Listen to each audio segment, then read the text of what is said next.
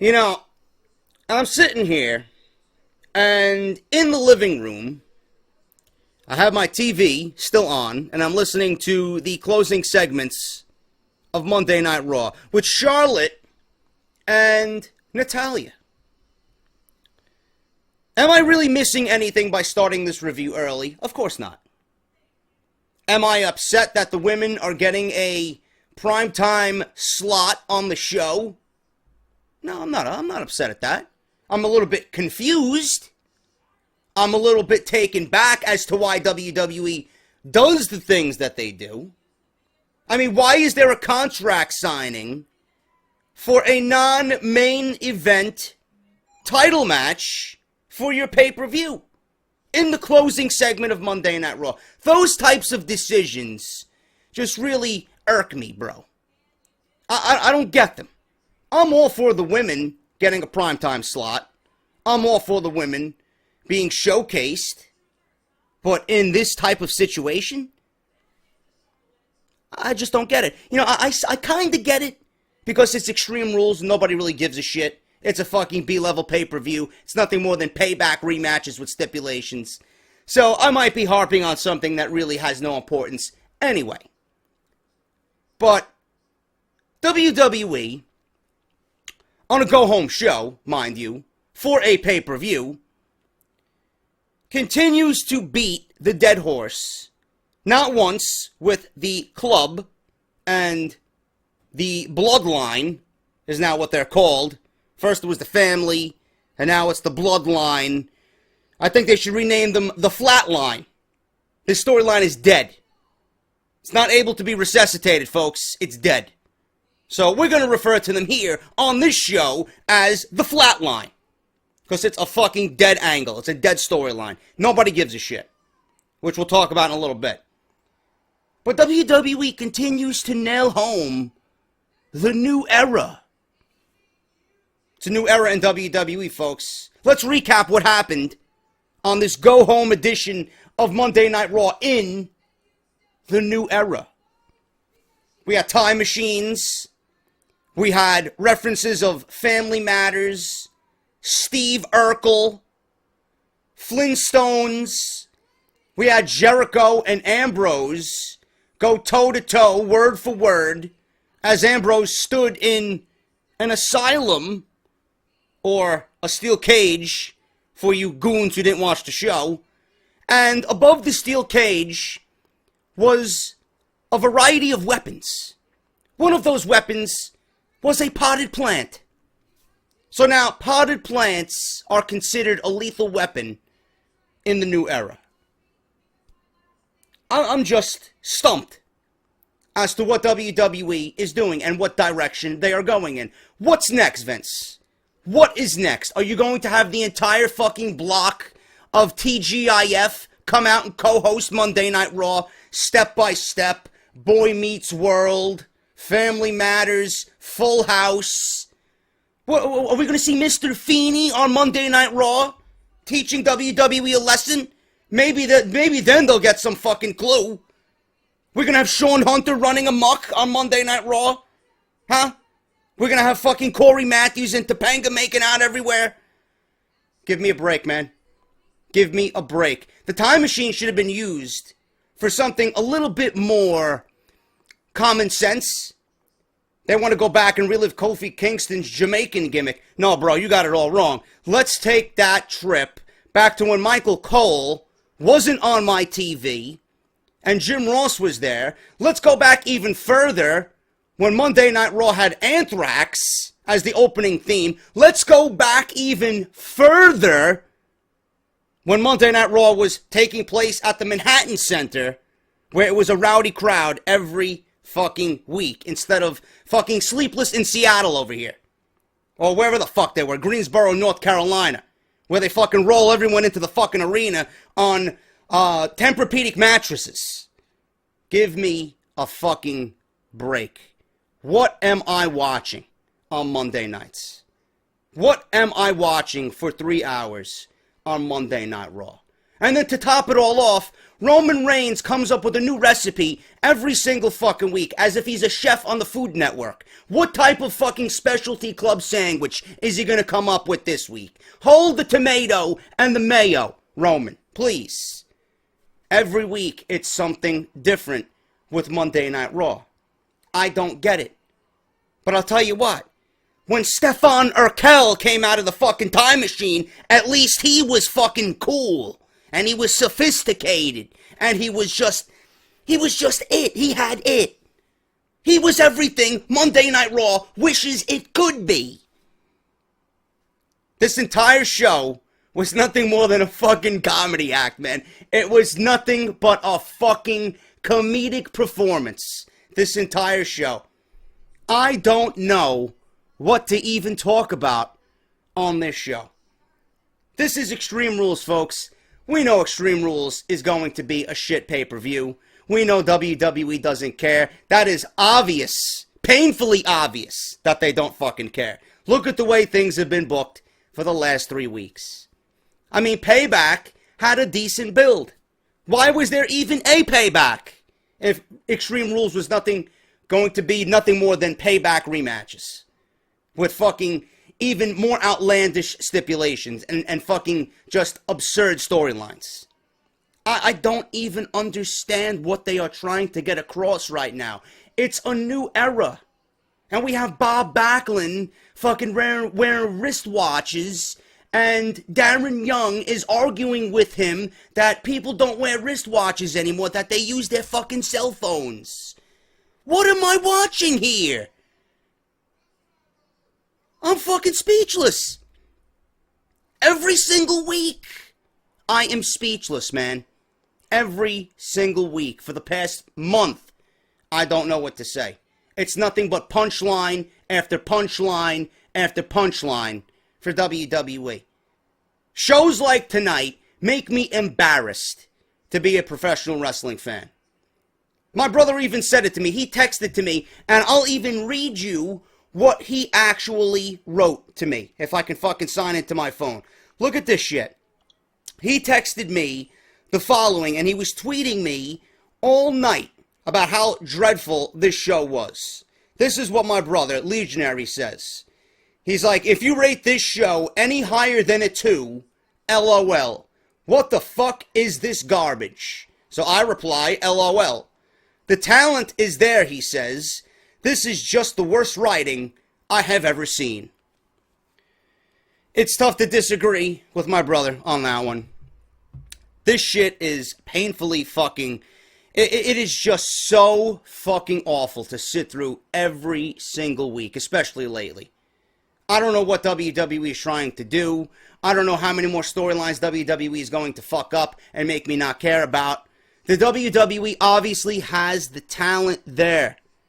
I knew this was going to be a factor, especially when everybody was slated to come back. I knew this was going to be a factor in how WWE comes off on television. They didn't have anybody, and they gave us shit fucking television, and they panicked. Now they have everyone coming back at the same fucking time, month after month, week after week, and they're going to panic again now with all the fucking talent back healthy. They don't know what to do with it. This is not a new era, man. It really isn't a new era. Not when you have the shit that we see each and every week with Roman Reigns. Not when you have fucking piss poor storylines. For Christ's sake, you got fucking Chris Jericho, who comes out as a fucking walking Salvatore Ferragamo ad, going against Dean Ambrose, who's the fucking night manager at Home Depot. This is the WWE in the new era. Light up jackets versus fucking potted plants. Roman Reigns being fed club sandwiches every single week. And it took Roman Reigns 6 weeks to finally go down at the hands of AJ Styles. This is WWE in the new era. It's the same fucking era. The same old shit era. The goon era. Everybody has just been replaced with someone very, very similar. John Cena's been replaced with Roman Reigns. It's the same fucking thing. The McMahons are still there. They're treating themselves as the number one thing on fucking Monday Night Raw each and every week. It's the same fucking thing.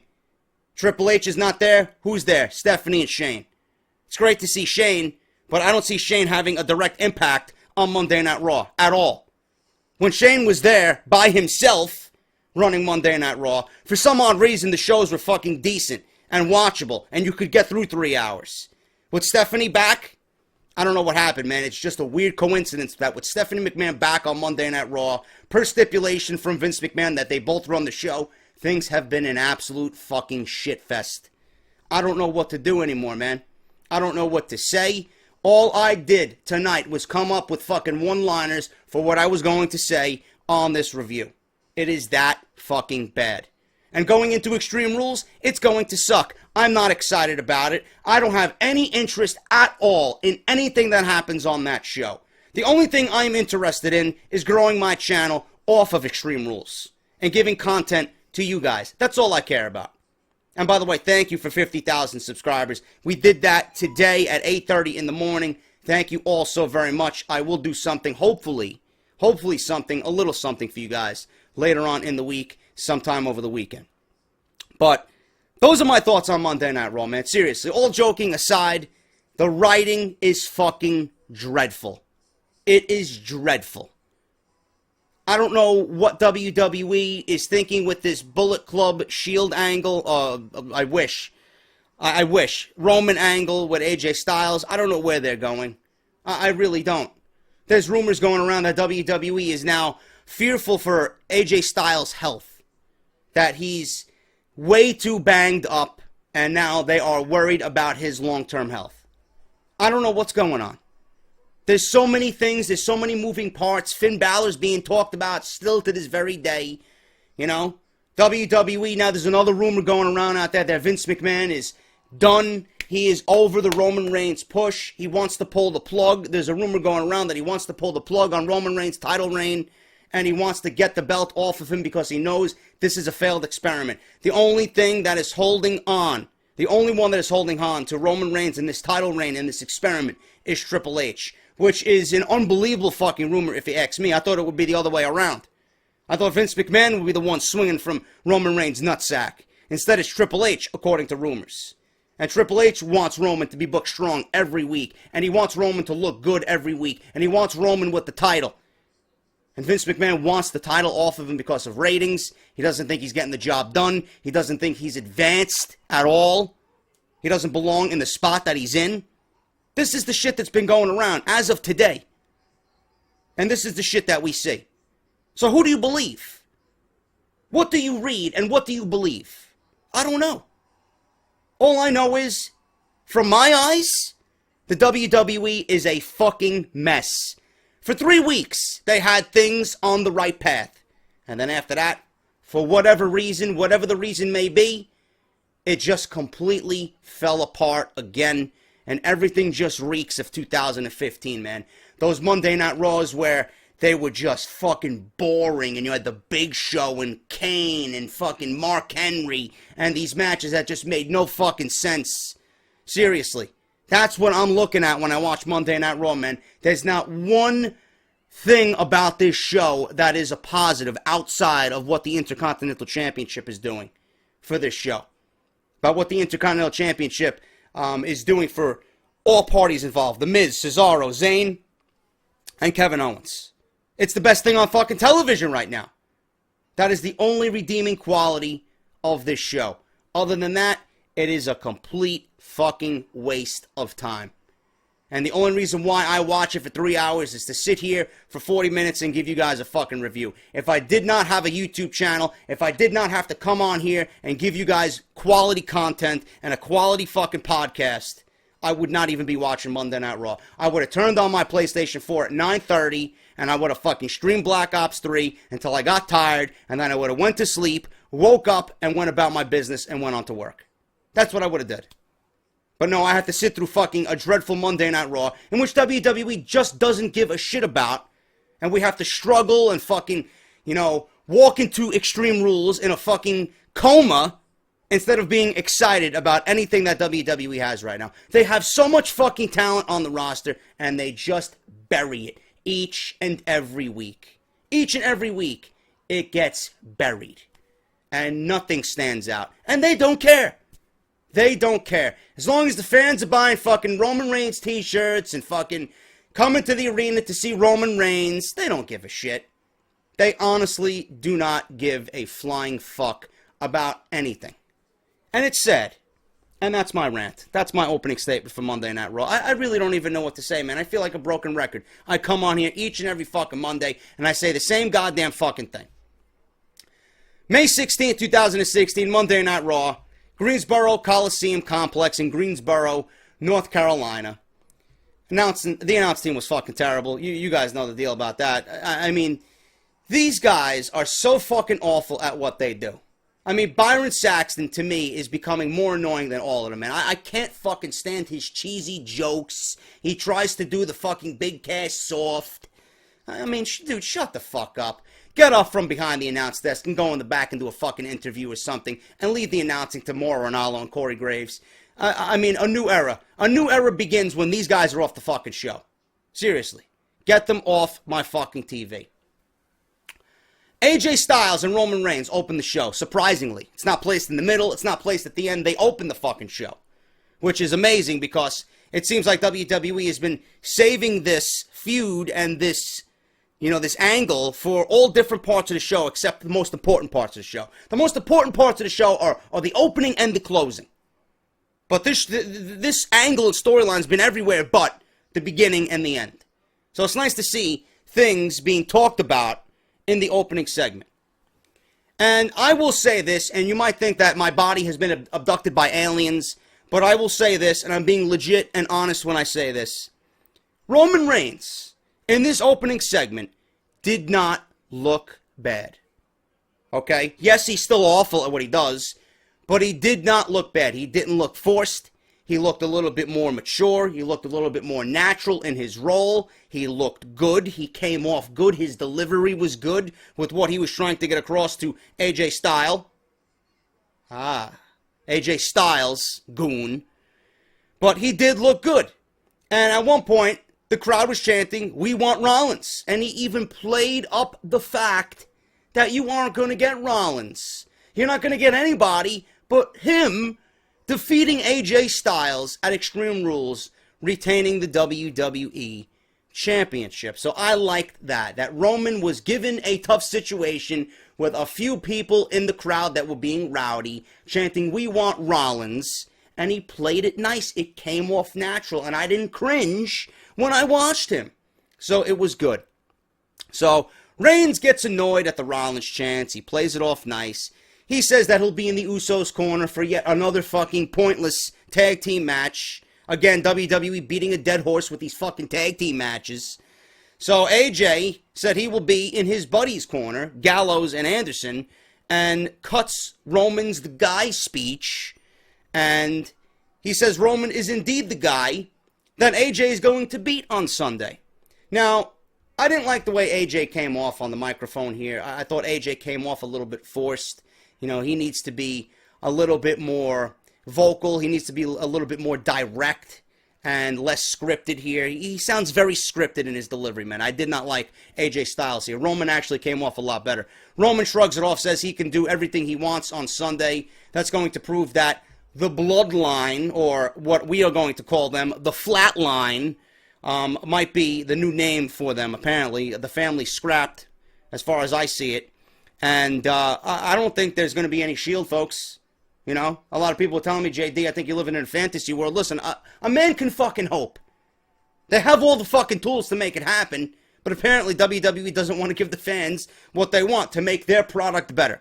They want to go with the fucking flat line, and they want to book Anderson and Gallows as a bunch of fucking Subway employees making $6.75 an hour. That's all they're worth.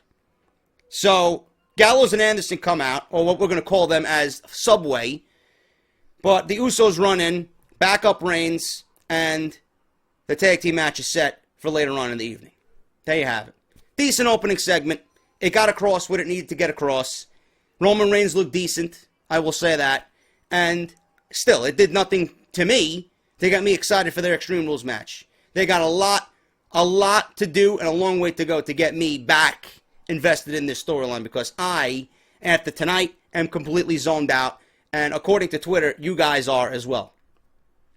Cesaro versus Sami Zayn. I was intrigued by this match. I'm like, ooh, we're starting Monday Night Raw off with a good fucking match. Cesaro versus Sami Zayn.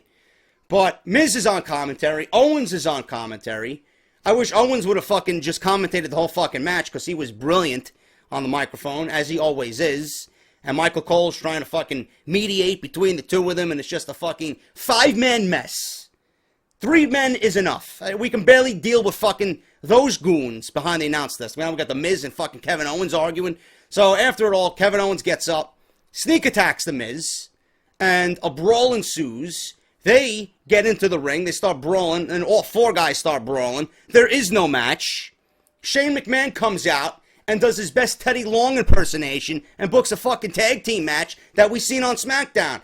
Stephanie McMahon comes out and she overrides Teddy Long's decision, but sticks with the tag team match, but flips the partners. So it's Kevin Owens and Sami Zayn versus The Miz and Cesaro, which I thought was going to be the match anyway from the get-go, because we seen the original match on SmackDown, but this one went 10 minutes. It was a very, very good match. Like I said, this and all 4 of these guys are doing fantastic work.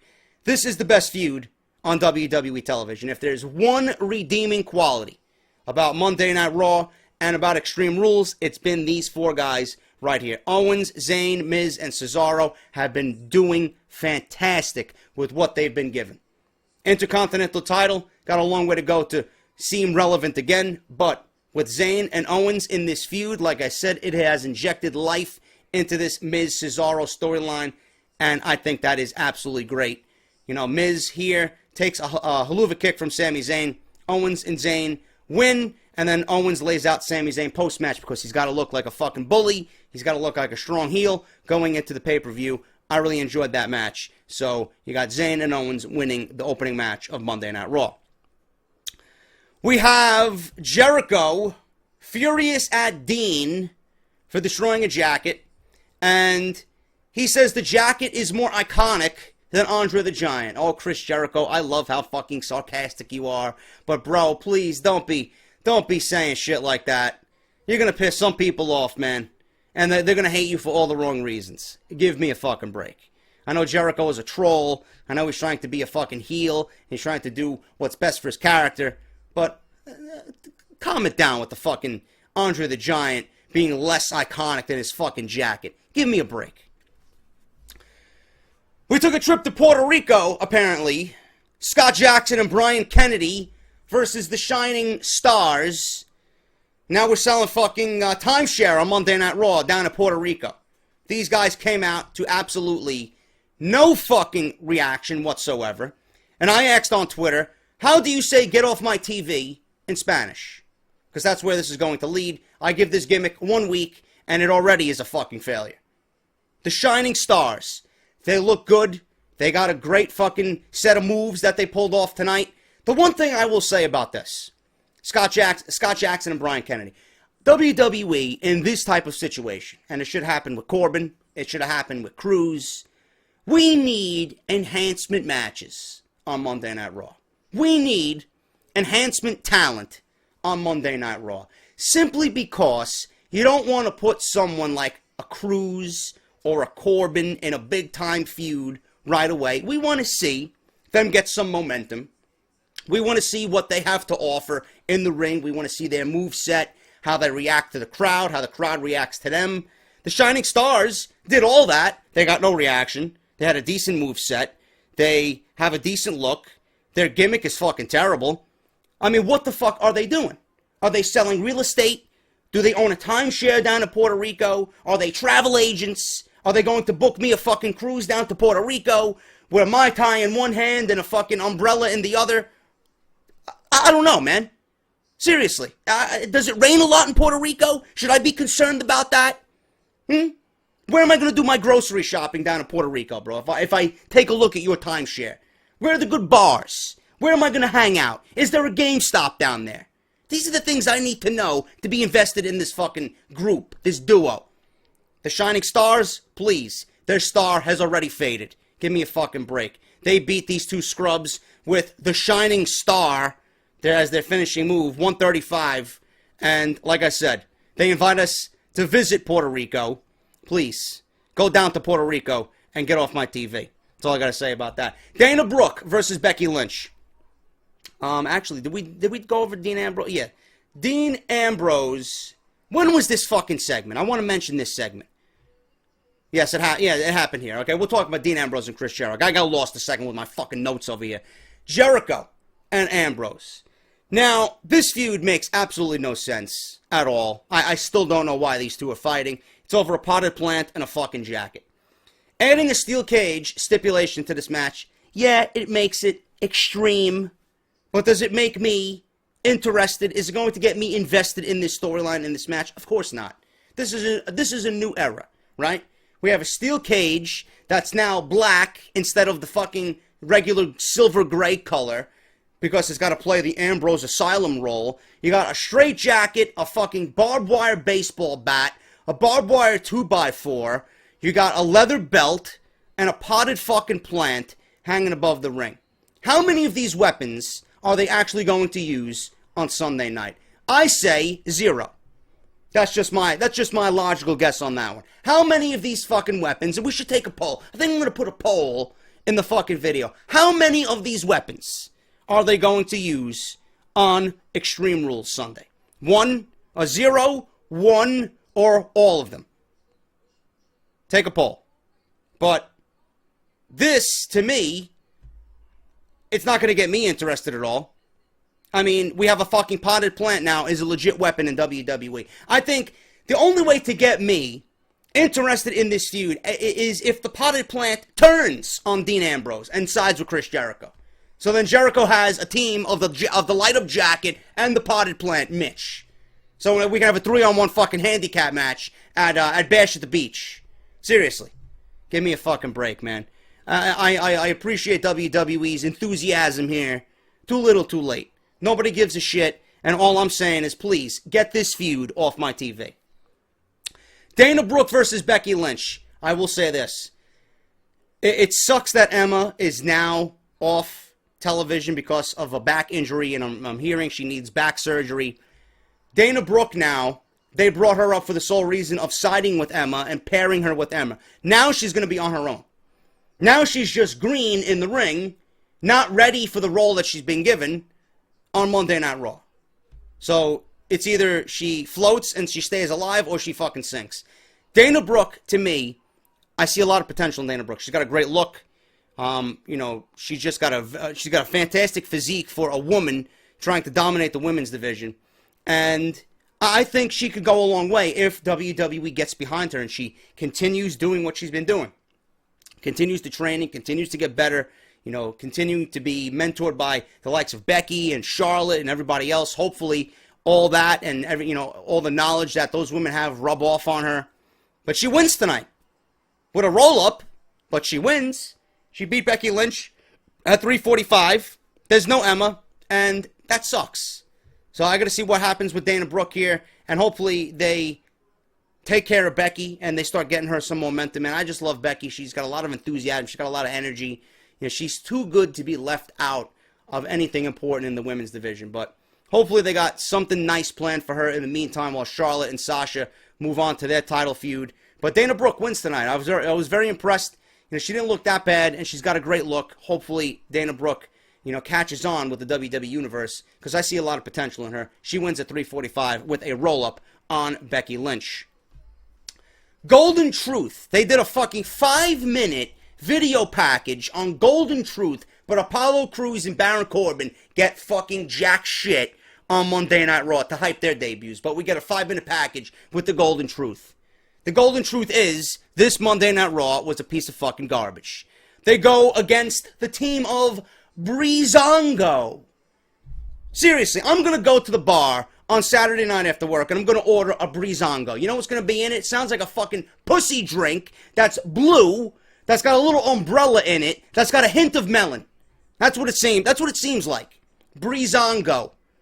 Jesus fucking Christ. I could take a look at the fucking homosexual sitting across the fucking bar at Fridays. He'll be drinking one of those. Meanwhile, I'll be sitting there with a fucking double handful of Guinness. Meanwhile, this fucking homo on the other side of the bar is fucking ordering breezongos with an extra umbrella and maybe a fucking pineapple at the fucking rim of the glass. Is WWE fucking kidding me? I mean, are you out of your fucking mind? This is the best you can do for Tyler Breeze? Breezongo? The guy went back down to NXT last week and he was putting on 5-star matches with Nakamura. Then he turns around and wakes up the next morning and probably fucking wants to choke himself with his fucking pillow before he wakes up. And he's got a team with Fandango. Yeah, he gets a call from Kevin Dunn. Yeah, Tyler Breeze, we're going to pair you with Fandango. We're going to call you Breezongo. Can you imagine what's going through this fucking guy's mind? But he's on Monday Night Raw. He gets a win. He's on primetime. He's on the A show, right? He's getting a paycheck. This is what all the fucking goons are going to be saying. Meanwhile, I'm the one who sees fucking potential in Tyler Breeze. I watched the guy mature for the last 2-3 years in NXT, and this is the best they come up with. Breezongo. Just think about it. Next time you see Breezongo, think about the fucking homosexual sitting across the bar Fridays with the 2 umbrellas and the fucking orange on the fucking rim of his glass. That's what this group is going to be about. Give me a fucking break, man. An absolute fucking disgrace. And then, after a 5-minute video package, you think they'd have Golden Truth win. No, they lose in 2 minutes. 2 minutes, they lose their debut. What am I supposed to say? I'm supposed to take these guys seriously. So that means Breezongo is one step further to challenging for the tag team titles. Right? Fuck out of here, man. Absolute fucking garbage. At this point, I didn't know whether I was watching Monday Night Raw or fucking Velocity. Seriously. Main event. Sunday Night Heat. What the fuck am I watching? TNA. Might as well be watching fucking TNA. This shit's fucking trash. Jesus Christ. Usos versus Carl Anderson and Luke Gallows. Here we go. You think Anderson and Gallows would fucking look strong going into the pay-per-view? Of course not. Of course not. We had to sit through a 13-minute fucking tag team match, and they lose again. They lose again. Instead of working their ass off and building this group and this stable as a fucking dominant threat to the WWE, they are being fucking terminated from fucking Subway. They are working at Subway, being handed their pink slips. Now, they're going to the fucking rat-infested diner down the street, making $4.75 an hour, and living in a fucking studio apartment that's got a leaky fucking ceiling, and it smells like fucking cat piss, and they gotta wake up each and every morning hating their fucking lives. That is Carl Anderson and Luke Gallows. That is what they are being booked as in the WWE. WWE pretty much took their contracts, they had them sign it. Right, this is the contract signing between Anderson. They're signing their names, they're shaking hands, and then WWE, as soon as Anderson and Gallows walk out the door, we got them now, done. That's all that was. That's all that was. They signed these indie guys to bring them into the WWE, and they treat them like a bunch of fucking assholes. This is Anderson and Luke Gallows. I don't believe how WWE is treating this group. This storyline, and I don't give a shit who you are, or where you work, or what type of work you do in the industry. You gotta be a blatantly fucking retarded asshole to think that this storyline is going anywhere. At this point, why would you care?